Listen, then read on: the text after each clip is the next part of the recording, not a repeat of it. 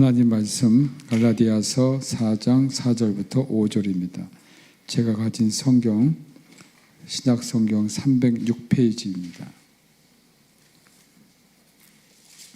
갈라디아서 4장 4절부터 5절입니다. 우리 함께 읽겠습니다. 때가 차매 하나님이 그 아들을 보내사 여자에게서 나게 하시고 율법 아래 나게 하신 것은 율법 아래 있는 자들을 속량하시고 우리로 아들의 명분을 얻게 하려 하심이라. 아멘. 계속해서 루터의 그 교리문답 해설 율법에 대해서 이 시간 배우도록 하겠습니다. 처음 이제 오신 분들도 있는데 처음 중간에 들어도 괜찮습니다. 지금 계속 루터의 그 교리문답 해설은 지금 율법을 먼저 배우고 또 이 율법을 배운 다음 이제 복음이 무엇인지 계속 돼 있기 때문에 여러분들이 중간에 들어오셔도 괜찮습니다. 32번째 그 문답이 뭐냐면 그렇다면 그리스도께서 전혀 우리를 율법에서 구원하지 않으셨는가, 이 물음입니다. 거기에 대해서 아닙니다. 그는 다음과 같은 점에 있어서는 우리를 구원하셨습니다. 그러니까 지금 문제가 유대인들은 율법을 통해서 구원을 받는다는 거고 복음에는 율법이 아니고 주님께서 우리를 이 율법에서 자유케 하시고 우리에게 구원을 주셨다는 겁니다. 그래서 우리를 율법으로 우리를 구원을 하는 게 아니라는 것입니다. 자, 갈라디아 그래서 아까 읽었던 4장 4절부터 5절 말씀입니다. 그래서 하나님께서 때가 차서 그 아들을 보내셨고 그 아들이 율법에서 나게 하셨다. 이건 뭡니까? 예수님은 누구의 유대인이었고 그 유대인들은 율법을 믿는 사람들이었습니다. 그런데 왜 율법 아래 나게 하셨을까? 율법 아래에 있는 사람들을 구원하시기 위해서, 속량하시기 위해서 나셨고, 또 우리가 이제는 누가 됐느냐면 하나님의 아들의 명분을 얻게 하려 하심이라고 했습니다. 첫 번째는 우리는 우리가 할 수 없는 것에서 의롭게 될 필요가 없습니다. 오히려 우리는 율법 없이 그리스도를 믿음으로 의롭게 되었습니다. 우리가 율법을 지켜야만 구원을 받는다라고 주장을 하고요. 유대인들은 그걸 주장을 합니다. 그러나 그리스도께서 오심으로 이제는 율법에서 우리를 자유케 하셨고 율법을 지키는 것이 아니고 율법이 없이도 그리스도를 믿으면 믿음 안에서 우리를 의롭게 하셨다라는 겁니다. 거기에 대한 성경으로 갈라디아서 3장 21절부터 22절이 나와 있습니다. 우리 다 같이 읽겠습니다. 그러면 율법이 하나님의 약속들과 반대되는 것이냐? 결코 그럴 수 없느니라. 만일 능히 살게 하는 율법을 주셨더라면 이가 반드시 율법으로 말미암았으리라. 그러나 성경이 모든 것을 제 아래에 가두었으니 이는 예수 그리스도를 믿음으로 말미암는 약속을 믿는 자들에게 주려 하심이라. 아멘. 그 다음에 두 번째는 율법은 믿음으로 그리스도 안에 있는 자들을 더 이상 저주하거나 벌할 수가 없습니다. 그러니까 우리가 믿는 사람들에게는 율법이 너를 그 율법에 따라서 심판을 하거나 저주할 수가 없다는 겁니다. 사실 이 법이라는 것은 일반적으로 봤을 때 사회를 안정시키는 게 참 법이죠. 그런데 법은 그런 면도 있지만요. 법을 지키지 않는 사람들에게는 뭐가 주어집니까? 벌이 주어져요. 하나님의 법인 율법도 마찬가지입니다. 하나님의 법을 지키지 않는 사람들에게는 뭐가 주어지냐면 저주와 벌이 내립니다. 그러나 하나님께서 예수 그리스도를 보내심으로 우리가 그 율법을 다 지키지 않아도 믿음 안에 있으면 예수님께서 그 모든 율법을 지키지 않아도 되도록 우리를 구원하셨기 때문에 율법을 안 지킨다고 해도 우리는 저주를 받지 않습니다. 거기에 대한 말씀이 갈라디아서 3장 13절 14절입니다. 같이 읽겠습니다. 그리스도께서 우리를 위하여 저주를 받은 바 되사 율법의 저주에서 우리를 속량하셨으니 기록된 바 나무에 달린 자마다 저주 아래에 있는 자라 하였습니다. 이는 그리스도 예수 안에서 아브라함의 복이 이방인에게 미치게 하고 또 우리로 하여금 믿음으로 말미암아 성령의 약속을 받게 하려 함이라. 아멘. 십자가의 그 벌은 사실 저주의 벌입니다. 이 나무에 달린 자마다 다 저주를 받은 자라고 했거든요. 그럼 우리가 율법을 지키지 않았기 때문에 우리가 저주를 받아야 됐지만 그리스도께서 우리가 받아야 할 모든 저주를 다 받으셨기 때문에 우리는 더 이상 저주를 받지 않습니다. 그리고 유대인들만 구원을 받는다고 했는데 이제는 그리스도께서 오심으로 그리스도를 믿는 모든 이방인들, 사실 우리는 유대인들이 볼 때 우리는 이방인들이거든요. 이 이방인들에게도 구원이 주어진 것입니다. 세 번째, 율법은 믿는 자들이 하나님의 은혜로 자신의 영이 율법에 순종하여 기꺼이 율법을 행하는 것이 아니라면 믿는 자들에게 더 이상 강제와 강요로 율법에 대한 순종을 요구할 수 없습니다. 디모데전서 1장 8절 9절 같이 읽겠습니다. 그러나 율법은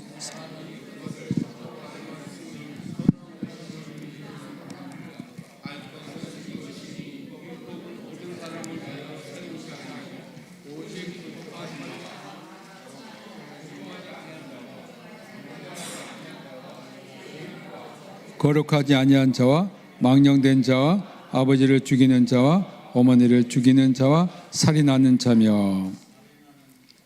이게 지금 어떤 어떤 설명이냐면요. 자, 우리 그리스도인들이 기꺼이 율법을 지켜야 할 의무가 있을까요? 없을까요? 한 예를 들면요. 십계명을 우리가 지켜야 할 필요가 있습니까? 없습니까? 있습니다. 그건 있죠. 이건 십계명 그러면 율법이에요? 복음이에요? 율법이죠. 근데 이걸 지켜야 돼요. 십계명은 이것은 사실 하나님의 율법입니다. 그러나 하나님께서는 우리에게 어떤 은혜를 주셨냐면 우리는 율법으로 구원을 받는 것이 아니니까 율법을 지킬 필요가 없다는 게 아니고 하나님의 은혜로 이것을 자발적으로 기꺼이 지킬 수 있는 그런 마음과 은혜를 베푸신 거예요. 그래서 우리 그리스도인들은 또한 이러한 하나님의 가장 기본적인 이러한 법을 지켜야 된다는 겁니다. 그러나 믿는 자들에게 이것을 강요로 율법에 대한 순종을 요구할 수는 없다는 겁니다. 이건 그러니까 뭐냐면 우리 믿는 자들에게는 이 법을 지키는 것이 우리의 자율성에 맡겨놨다라고 할 수 있습니다. 이런 점에서 율법은 폐지된 것이 아니고 율법은 우리가 지켜야 됩니다. 이 문제가 어느 때 계속 나왔냐면요. 16세기의 종교개혁 시대에 이런 문제가 등장합니다. 종교개혁으로 이제 루터가 복음으로 구원을 받고 우리는 율법으로 구원을 받지 않는다. 이렇게 이야기를 했어요. 그러니까 많은 사람들이 어떻게 생각했냐면 그러면 율법은 폐기가 되었다. 그래서 율법 폐기론자가 나옵니다.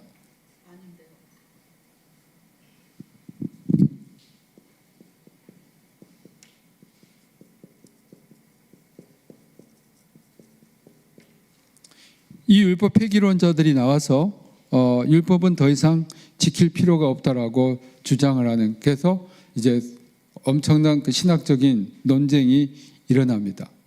그러면 루터는 여기서 자기는 율법이 없이 복음으로만 우리가 구원을 받는다, 예수 그리스도를 통해서 우리가 구원을 받는다 주장을 했는데, 율법이 폐기돼야 맞죠. 근데 루터는 율법이 폐기됐다라고 주장을 하지 않고, 그럼에도 불구하고 율법은 지켜야 되는데 이것을 율법의 제3용도라는 것으로 종교개혁자들은 설명을 했습니다.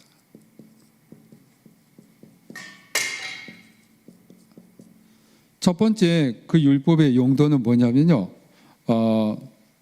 세속의 그런 법들이 있어요. 세속의 법들이 있는데, 세속의 법들은 사람들이 지켜야 됩니다. 지키지 않으면 국가의 질서가 흔들립니다. 두 번째는 인간의 도덕법이 있습니다. 이것도 어때요? 지키지 않으면 인간의 사회가 무너집니다. 세 번째는 종교적인 제사법이나 종교법입니다. 이 종교법도 사실은 지켜야 된다고 루터는 이야기하면서, 그런데 이 세 번째 종교에 관한 이 종교의 법, 제사법은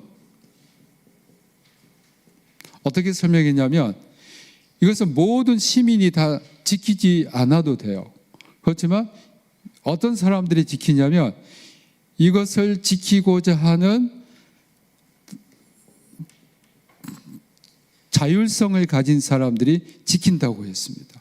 그렇기 때문에 하나님의 율법, 이것은 폐기되는 것이 아니고 우리는 율법이 말하는 바, 특히 십계명은 지켜야 된다라고 했어요. 근데 사실 십계명이요, 율법인 것 같은데, 루터의 그 십계명에 대한 해설을 보면 루터는 십계명을 복음으로 설명을 해요. 여기에는 그리스도의 복음이 숨겨져 있다, 그렇게 설명을 해요. 여러분, 십계명 1계명이 뭡니까?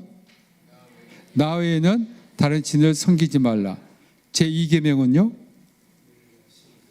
너를 위하여 우상을 만들지 말지니 하늘에 있는 것이나 땅에 있는 것이나 땅 아래 물속에 있는 어느 형상을 만들어 섬기지 말라.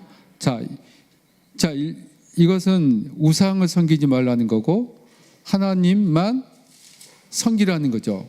믿고. 이것은, 이 두 가지는 사실 궁극적으로 무슨 말씀일까요? 네? 이 두 가지는 하나님만 섬기라. 그러니까 이 두 가지는 사실 뭐냐면 하나님만 믿어라는 거예요. 하나님만 믿음. 하나님만 믿음, 하나님에 대한 믿음을 사실 율법은 말씀하고 있다라고 주장을 해요. 여러분, 이 해석이 맞죠? 실제 십계명에서 이야기하고 있는 이 말씀은 율법을 말하고 있는 것 같지만 사실은 복음을 이야기하고 있어요. 복음이 이 안에 있는 거예요. 하나님만을 믿는 이 1, 2계명이 루터는 모든 계명의 첫 번째고 시작이라고 그랬어요. 그러면서 우리가 만일 진짜 하나님을 믿으면 그 다음 계명은 자연적으로 지켜진다고 그랬어요. 우리가 진짜 하나님을 믿으면요, 여호와 이름을 망령되이 일컬을 수 없어요. 정말 하나님을 그 믿으면 도둑질할 수가 없어요. 부모를 공경 안 할 수가 없어요. 모든 계명은 바로 이 1, 2계명이 안 지켜지기 때문에, 하나님을 하나님으로 믿지 않기 때문에 사람들이 죄를 범한다고 그랬어요. 그러니까 가장 기본이 되는 최고의 법은 바로 십계명의 1, 2계명이다. 이것은 율법인 것 같지만 여기에는 복음이 들어와 있다. 그렇게 설명을 했습니다. 실제 우리의 모든 삶에서 예수님도 우리에게 믿으라고 그랬거든요. 믿는다는 것은 추상적으로 어떤 것을 생각하고 거기에 대해서 동의하는 것이 아니에요. 믿는 것은 실질적으로는 행동하는 거예요. 믿는 것의 첫 번째 그 과정은 뭐냐면요, 내가 하나님을 믿는 것에 대해서 동의하는 거예요. 하나님 믿는 걸 내가 동의하는 거예요. 우리가 회의할 때도 거기에 대해서 동의를 받잖아요. 이 동의라는 것은 사실 지적인 동의예요. 그 다음에 믿음의 단계는 뭐냐면요, 이것으로 실천하는 거예요. 그래서 실천이 돼야만이 진짜 믿음이 이제 되는 거예요. 그러니까 믿음은 실천으로 말을 하고 있어요. 야고보서가 말씀하시잖아요. 행함이 없는 믿음은 어떤 믿음입니까? 죽은 믿음이다. 행함이 없는 믿음, 죽음. 동의는 해요. 지적으로 동의를 해요. 내가 하나님 살아계심을 믿습니다. 지적으로는 동의를 해요. 실제로 그런데 실천이 없으면 이것은 죽은 믿음과 마찬가지. 그러니까 우리가 동의와 실천이라는 이 두 가지가 완전하게 돼야만 우리가 진짜 하나님을 믿는 것이다라고 할 수 있어요. 그렇기 때문에 율법이라는 것은 우리 기독교인들이 기꺼이 즐거운 마음으로 지킬 수 있다는 겁니다. 강제적으로 하는 거 아니에요. 강제로 뭐 지켜라 그런 게 아니고 거듭난 그리스도인들은 율법을 자율적으로 기쁜 마음으로 기꺼이 지킨다는 거예요. 그래서 우리에게는 율법이 폐지된 것이 아니고 율법이 그대로 존속합니다. 단 구약의 제사법에 대한 그 속죄는 우리가 안 해도 돼요. 왜 그렇습니까? 그리스도께서 단 한 번에 속죄 제물이 되셨기 때문에 우리는 더 이상 제사를 안 드려도 됩니다. 왜? 그리스도께서 제사가 되셨기 때문입니다. 자, 33번입니다. 율법을 어떻게 이해할 수 있습니까? 자, 이 율법은 외형적인 행위뿐 아니라 영과 인간의 가장 깊은 내면을 요구하는 것입니다. 그래서 로마서 7장 14절에 보면 우리가 율법은 신령한 줄 알거니와 나는 육신에 속하여 제 아래에 팔렸도다 그랬어요. 그러니까 사도 바울도 율법은 정말 신령한 거예요. 그러니까 율법이라는 것이 외형적으로 어떤 법을 지키는 행위뿐만 아니라 우리 인간의 그 영의 깊은 곳까지 요구한다라고 볼 수 있습니다. 그러므로 이것은 외형적인 지체들의 순종을 이루는 것이 아니고 무엇보다 먼저 마음으로 행해져야 합니다. 하나님을 믿는다고 하지만 행위로 우리가 믿는다고 할 때 뭐 교회도 나가고 예배도 하고 찬송도 하고 기도도 하고 어떤 행위로 나타나지만 그러나 먼저 뭐가 있어야 하냐, 우리가 마음으로 믿어 의에 이르고 마음으로 믿어야 한다는 겁니다. 자, 34번입니다. 모든 율법의 총체는 무엇입니까? 모든 율법의 총체는 계명의 최고 가르침은 디모데 전서 1장 5절의 말씀 우리 같이 읽어봅시다. 계명의 최고 가르침은 청결한 마음과 선한 양심과 거짓 없는 믿음에서 나오는 사랑입니다. 그러니까 예수 그리스도께서 우리 가르쳐 주신 그것 가장 최고의 그 율법은 무엇입니까? 하나님을 사랑하고 이웃을 사랑하는 것이고 우리 각자가 청결한 마음을 갖는 것, 또 선한 양심과 거짓 없는 믿음에서 나오는 사랑입니다. 35번 율법은 어떻게 나눕니까? 하나님께서 판에 쓰신 대로 두 개의 판에 따라 두 부분으로 나눕니다. 이 판이란 게 뭐냐면요, 하나님께서 모세가 시내산에 이제 올라갔잖아요. 올라오라고 그랬어요. 그래서 하나님께서 돌판을 쓰시죠. 그래서 두 개의 돌판을 모세가 받아가지고 내려옵니다. 그래서 우리가 여러분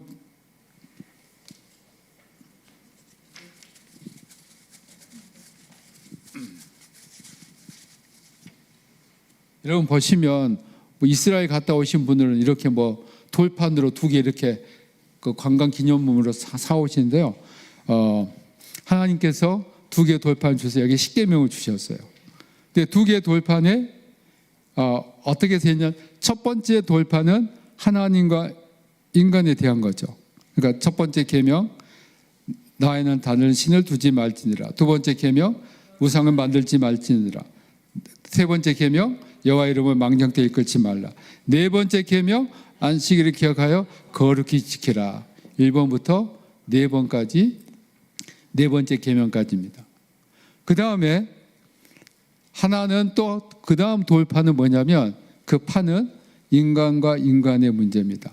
그래서 5번째는 내 부모를 공경하라. 6번째 또 살인하지 말라. 7번째 간음하지 말라. 8번째 도둑질하지 말라. 9번째 내 이웃에 대하여 거짓 증거하지 말라. 10번째 네 이웃의 집을 탐내지 말며 또 그 아들 그 이웃의 남종이나 여종이나 소나 낙이나 물은 내 이웃에 있는 어떤 것도 탐내지 말라. 이 계명입니다. 그것은 인간과의 관계. 그래서 이 2 돌판을 하나님께서 우리에게 주셨습니다. 그래서 이 2 돌판에 따라 이제 루터가 설명하는 것을 슈페너가 이제 해설을 해주고 있죠. 36번 보십시다. 첫째 판의 주제는 무엇입니까? 하나님을 사랑하는 것입니다. 하나님과 인간에 관한 것이죠. 근데 여기 궁극적인 그 주제가 뭐냐면 우리가 하나님을 사랑해야 된다는 거예요. 그래서 마태복음 22장에 보면 율법의 대강령이 뭡니까? 하나님을 사랑하고 이웃을 사랑하느니 대강령이다 이렇게 했습니다. 그러니까 가장 그 골자되는 것이 하나님 사랑이에요. 우리가 하나님만을 믿고 우상을 섬기지 않고 여호와 이름을 망령되이 이끌지 않고 안식일을 지키는 것은 결국 뭐냐? 하나님을 사랑한다는 거예요. 우리가 이렇게 함으로써 하나님, 난 정말 하나님을 사랑합니다. 하나님을 사랑합니다. 우리가 보이지 않는 하나님을 어떻게 우리가 사랑한다고 할 수 있겠습니까? 그것은 1번부터 4번째 그 계명을 진심으로 지키는 겁니다. 그러면 하나님께서 그 심중을 아시고 그 사랑을 기쁘게 받아주시는 거예요. 그러니까 어떻게 보면 신앙이라는 것은요, 하나님과 우리의 끊임없는 사랑의 교류라고 할 수가 있어요. 사람들은 그 어렸을 때 뭐 청소년 때 짝사랑을 하잖아요. 아무리 짝사랑을 해도 사랑이라는 게 교류가 없으면 아무 소용이 없어요. 근데 하나님과 우리의 사랑은 짝사랑이 아니에요. 하나님과 우리의 사랑이 계속되는 것, 지속되는 것, 이것이 바로 첫째 판, 첫 번째 그 판에 나오는 율법의 주제입니다. 그러니까 율법이라는 것이 어떤 면에서는 굉장히 딱딱한 것 같고 우리에게 겁을 주고 우리에게 두려움을 주는 것 같지만 궁극적으로는 하나님 사랑을 우리에게 가르쳐 주는 거예요. 보이지 않는 그 사랑, 보이지 않는 그 분에 대한 사랑입니다. 자, 첫 번째 판의 내용은 어떻게 됩니까? 마태복음 22장 37절입니다. 우리 다 같이 읽겠습니다. 예수께서 이르시되 내 마음을 다하고 목숨을 다하고 뜻을 다하여 주 너희 하나님을 사랑하라 하셨으니. 누가복음 10장 27절 대답하여 이르되 내 마음을 다하며 목숨을 다하며 힘을 다하며 뜻을 다하여 주 너희 하나님을 사랑하고 또한 내 이웃을 내 자신같이 사랑하라 하였나이다. 이것은 신명기 6장 5절에서 인용된 겁니다. 여기 누가복음과 마태복음에 하나 다른 점이 있습니다. 누가복음에는 힘을 다하며 이게 들어 있어요. 여러분, 마음을 다하는 것은 뭘까요? 마음을 다한다.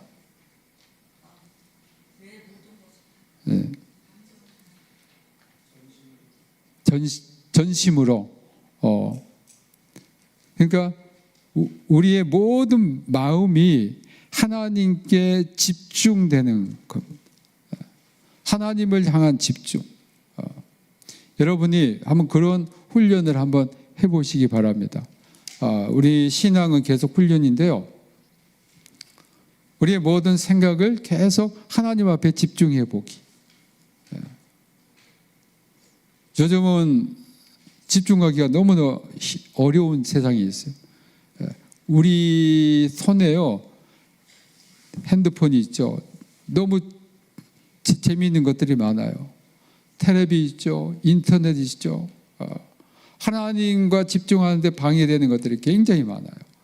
그런데 이것을 딱 내려놓고 한번 하나님께 1시간이라도 한번 집중해보는 훈련을 해보시기 바랍니다. 여러분들이 지금 여기 나오신 분들께도 참 신앙이 열심히 있는 분들이에요. 한번 그 훈련을 해보세요. 하루에 1시간 기도하기. 1시간 기도하기 한번 훈련을 해보세요. 1시간 기도하기가 처음에는 굉장히 어려워요. 그런데 그 1시간 기도할 때요, 물론 우리가 말로도 하지만요, 여러분 기도가 안 될 때는요, 그냥 가만히 있어도 좋아요. 아무 말을 안 하고 있어도 좋아요. 그렇지만 한 가지 원칙이 있어요. 하나님만 생각하기. 하나님만 생각해 보세요. 저는 새벽 기도 나와서 어떨 때는 참 이게 막 마음이 이렇게 흐트러지고 막 그럴 때가 있어요. 그럴 때는요, 저는 말을 않고요, 아무 말도 않고 그냥 가만히 있어요. 가만히 있거든요. 그러면 이상하게 마음이 평온해져요. 그게 바로 하나님의 영과의 어떤 교류라고 생각합니다. 꼭 우리가 입술로 말을 안 해도 돼요. 이게 생각이 막 흩어지고 마음이 뒤숭숭할 때는요, 말을 안 하고 그냥 눈을 감고 눈을 떠도 좋아요. 하나님만 생각하는 거예요. 우리의 생각을 하나님께 집중하기. 그 훈련을 여러분들 좀 해보세요. 그러면 기도가 좀 더 잘 될 거예요. 하나님만 생각하기. 왜냐하면 기도라는 것은요, 하나님의 영과 나의 영의 만남이거든요. 근데 하나님의 영과 나의 영의 만남 가운데 방해되는 것들이 있어요. 잡생각들. 근데 그런 것들을 아무 말하지 않고 고요한 가운데 가만히 있어 보세요. 그리고 저는 이제 밤에 잘 때 좀 자기 전에 좀 이걸 많이 해요. 왜냐하면 그때는 세상이 조용하거든요. 그러면 시간이 처음에는 여러분 5분이 굉장히 길게 느껴지는데 계속 익숙하다 보면요, 30분, 1시간이 금방 지나가요. 시간이 이렇게 됐네 할 정도로. 그 훈련을 여러분들이 해보시기 바랍니다. 근데 그 훈련을 할 때에 또 한 가지 팁을 드리자면 말씀을 가지고 하세요. 말씀을. 예를 들면 내가 어떤 문제가 있다. 그러면 그 문제에 대한 어떤 성경 답이 있을 거예요. 예를 들면 여러분 좀 너무나 염려할 게 많아, 막 걱정할 게 많아. 그러면 베드로서 5장 7절 내 염려를 다 주께 맡기라. 이는 그가 너희를 돌보심이라. 그 말씀 하나 가지고 보면요, 수십 번, 수백 번 생각해야죠. 그러면 여러분 정말 그게 기도가 돼요. 염려가 사라져요. 그런 하나님께 집중하는 그런 기도를 해봤어요. 이게 아마 마음을 다한다는 게 아닐까. 그 다음에 목숨을 다해서 사랑하라. 우리의 생명이잖아요. 이 생명을 정말 우리가 하나님께 바칠 수 있을까? 저는 이 목숨을 다해서를 전 이렇게 해석하고 싶어요. 생명의 길이, 목숨의 길이는 무엇입니까? 네? 목숨을 어떻게 우리가 말할 수 있을까요? 목숨을 산수적으로 표현할 수 있다면 뭘까요? 우리 나이 시간이에요. 내가 과연 시간을 얼마나 주님께 바치고 있는지. 시간이에요. 여러분의 시간을 하나님께 한번 드려보세요. 제가 한번 말씀을 옛날에도 드렸는데요. 우리 1920년, 30년 때 우리 한국교회에 어떤 운동이 있었냐면요. 날연보라는 게 있었어요. 옛날에 우리 헌금을 연보라고 그랬거든요. 하나님께 나를 드리는 거예요. 그때 우리 참 한국, 우리 조선 사람들 참 가난했잖아요. 그래서 나는 하나님 앞에 물질을 드릴 수 없으니까 나는 나를 드립니다 하고, 어떤 분은 하루, 어떤 분은 일주일, 어떤 분은 한 달을 드리는 거예요. 하나님을 위해서 그 시간을 드리는 거예요. 굉장히 저는 우리 한국교회의 아름다운 전통이라고 봅니다. 저는 그래서 목회할 때 한번 이 날연보 한번 해보려고 그래요. 날연보. 주님을 위해서 하루 연보하실 분, 또 이틀 연보하실 분. 근데 오늘날 제가 목회하면서 참 어려운 게 뭐냐면요. 무슨 그 부탁을 하면요. 다 못하겠다는 거예요. 대부분 다 못하게 바쁘다. 물론 이제 이해를 해요. 그렇지만 목숨을 다한다는 게 뭘까? 우리 지금 시간이 굉장히 중요하잖아요. 그 목숨을 재는 그 단위인 시간을 하나님께 우리가 드리는 거예요. 여러분의 시간을 드리는 거예요. 기도하는 시간, 말씀을 읽는 시간, 전도하는 시간, 봉사하는 시간, 하나님께 드리는 거예요. 그런데 우리는 어떤 생각을 하냐면요. 우리가 시간의 주인으로 생각해요. 여러분의 시간의 주인이 여러분이 아니에요. 누굽니까? 하나님이에요. 하나님이 여러분의 생명을 주셨어요. 그 생명을 주신 분의 뜻에 합당하게 사용해야 돼요. 그래서 하나님께서는요, 모든 사람에게 공평하게 24시간이나 하루를 주셨어요. 근데 이 시간을 내가 얼마나 하나님께 드리고 있는지, 얼마나 내가 말씀에 시간을 보내고 있는지. 사람은 놀랍게도요, 어떤 시간에 그 투자했느냐에 따라서 그 사람의 인생이 결정됩니다. 노름꾼은요, 맨날 다 하토하고 그렇게 시간을 다 보냅니다. 그래 노름꾼이 되는 거예요. 술 주정꾼은 맨날 술 먹는 데 시간을 보내요. 시간과 정력을 다 보냅니다. 그런데 예수 사람들은 예수님한테 시간 보내는, 예수 사람들이 되시기를 주님의 이름으로 축복합니다. 이렇게 우리가 예수님한테 시간을 보내면요, 우리의 영이 신령해져요. 맑아져요. 우리가 삶이 변해요. 그리고 사실 굉장히 바쁠 것 같은데 하나님께서 인도해 주세요. 제가 그 신학교 다닐 때요, 사람들이 저를 굉장히 공부 잘하는 사람으로 착각할 수 있어요. 근데 사실 저는 신학교 2학년 때까지 그렇게 막 공부에 열중을 하지는 않았어요. 뭐 다른 그런 좀 책들을 보거나 좀 그랬어요.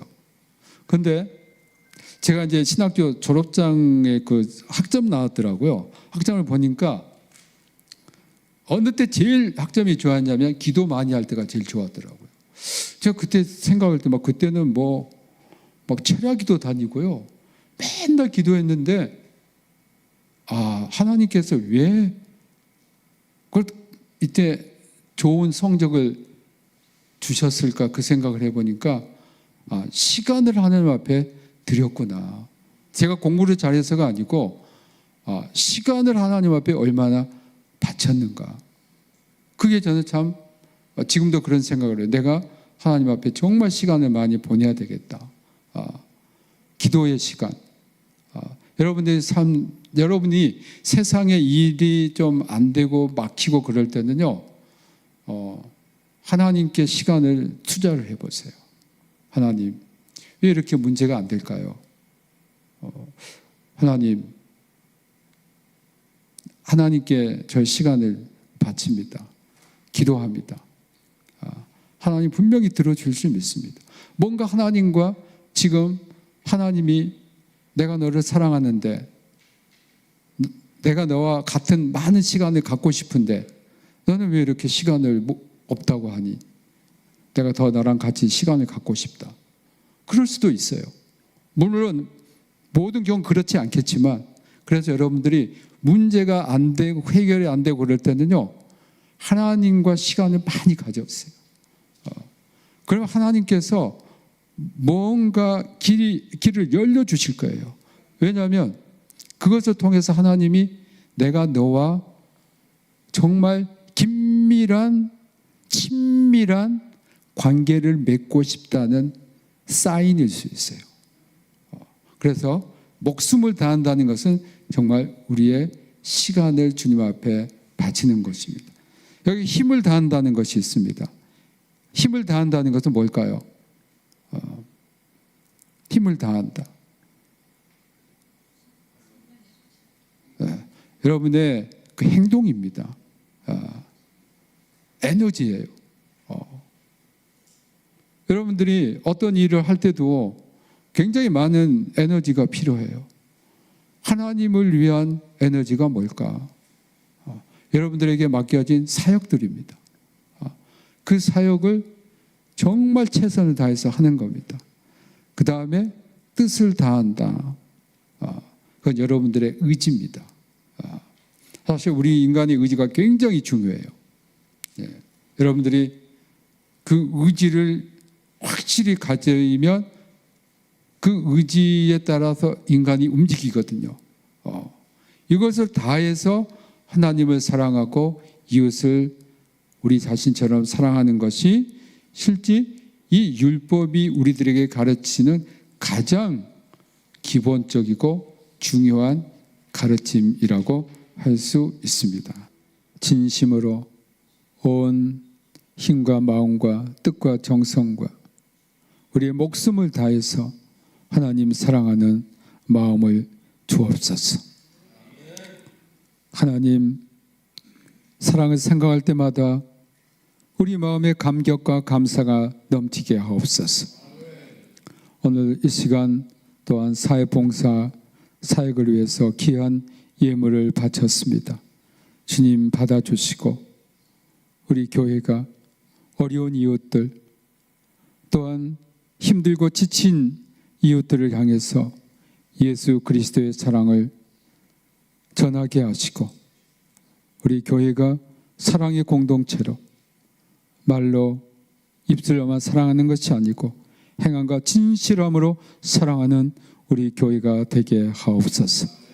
우리 교회가 또한 지금 평택에 계시는 몇몇 가정들을 또한 섬기고 있사오니 하나님 더 많은 어려운 이웃들을 섬기는 우리 교회가 되게 하옵소서.